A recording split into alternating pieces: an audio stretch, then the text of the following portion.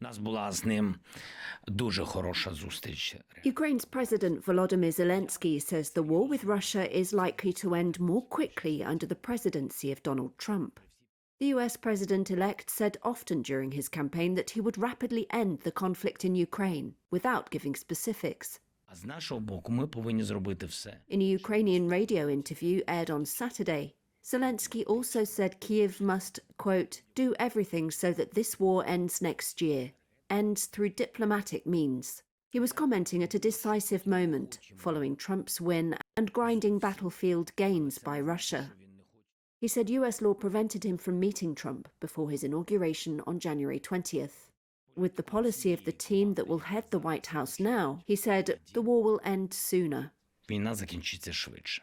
However, Zelensky said Russian President Vladimir Putin was not interested in agreeing to a peace deal and argued it was convenient for Moscow to sit down to talk while continuing to fight. Moscow's ambassador to the UN in Geneva said on Thursday Russia would be open to negotiations on an end to the war if they were initiated by Trump, though he added that these would have to acknowledge, quote, realities on the ground. Moscow uses this phrase to mean Ukraine would have to cede 4 regions that Russian forces have partly occupied and that Russia has claimed in their entirety. Zelensky has repeatedly said since Russia's full-scale invasion in February 2022 that peace cannot be established until all Russian forces are expelled and all territory captured by Moscow is returned.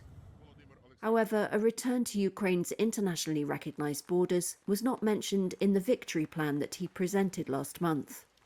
On the battlefields of eastern Ukraine, Russia is now advancing at the fastest rate since the war's earliest days in 2022. Zelensky conceded that the situation there was difficult and that Russia was making gains.